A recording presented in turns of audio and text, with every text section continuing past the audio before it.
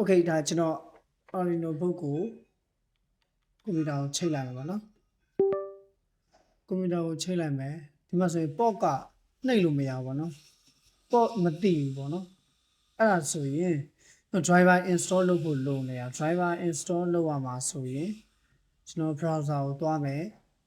browser ကိုသွားပြီးတော့ C8340 driver ပေါ့နော် Windows download ဆွဲမယ်ပေါ့နော် Okay driver page တဲ့ဒါ driver download ဆွဲမယ် website ပေါ့နော်ဒီ website ကဆွဲလို့ရတယ်အဲ့ဒီကနေကျွန်တော် Windows 7 Windows တော့ပေါ့နော် Okay အဲ့ဒါဆိုရင် Windows အတွက် download ဆွဲမယ် zip file နဲ့ရမယ် exe file နဲ့ရမယ်ပေါ့နော်ဒီမှာကျွန်တော် exe file နဲ့ download ဆွဲလိုက်မယ်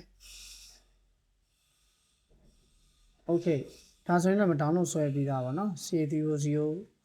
driver download ဆွဲပြီးပေါ့နော် install လုပ်အောင်မနော် install လုပ်မယ် run လုပ်ပေးလိုက်မယ်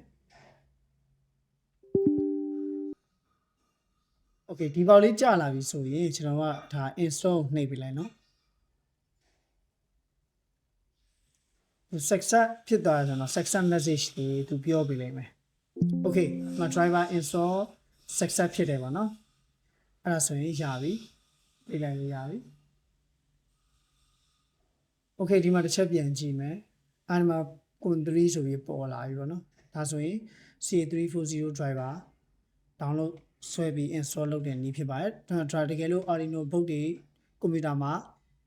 ဒီတက်လိုက်တဲ့အချိန်မှာ port က detect မဖြစ်နေဘူးပေါ့နော်အထူးသဖြင့် SMD board တွေပေါ့ SMD board တွေကသူတို့ရဲ့ driver က CA340 driver ကိုသုံးတာအဲဒါကြောင့်မလို့ကျွန်တော်ကဒီကွန်ပျူတာကမသိနေဘူးဆိုရင်အဲ့ driver လေး install လုပ်လိုက်တယ်ဆိုရင်အဆင်ပြေသွားလိမ့်မယ်နော်